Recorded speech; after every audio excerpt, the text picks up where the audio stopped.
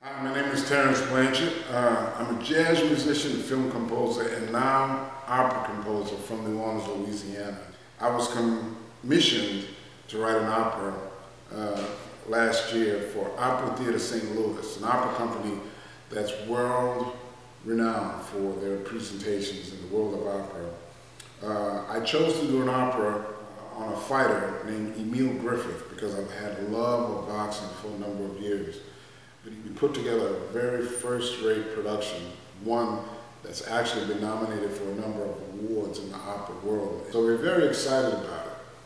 The next step is to record this opera because we want to have something long-lasting for our children to deal with and our children to experience. The Emil Griffith story is a very unique one in that Emil Griffith was the welterweight champion in the 1960s, and he was a gay male who tried to keep his sexuality to himself. During the press conference with his opponent, Benny the Kid Paret, Kid Paret outed him in the press conference. And as the fight occurred in one round, there was one moment in the fight when Emil hit Benny Paret 17 times within 7 seconds. But those blows were so devastating it put Benny Paret in a coma. He laid in a coma for about 10 days. And he subsequently died. Needless to say, Emil Griffith's life just took a tailspin for the worst. But he was still struggling with his sexuality. At one moment in his life, he sat down and he did an autobiography. And this is the reason why I did the opera, because there's a line in the autobiography that I think is still relevant to this day. Emil Griffith said, "I killed a man and the world forgave me, yet I love the man and the world wants to kill me."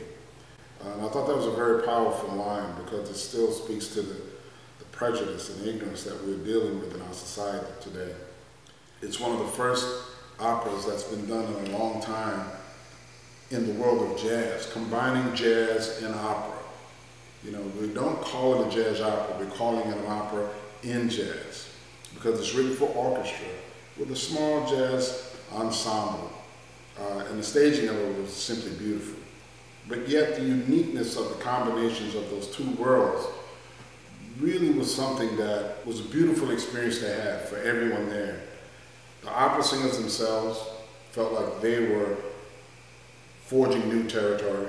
For me, I knew I was definitely forging ahead in some new areas of my creative life. So we're asking your help to raise money to record this particular project. Wherever I go, people who've experienced it and people who have seen it have had great things to say about it. And these are people who are not accustomed to going to opera.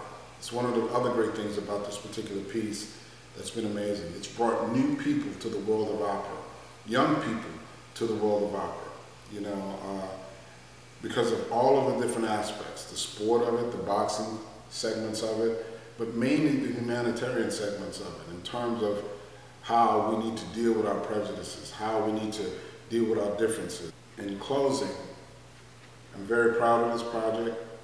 I think it's something that most people will enjoy. I think it's something most people will learn something from.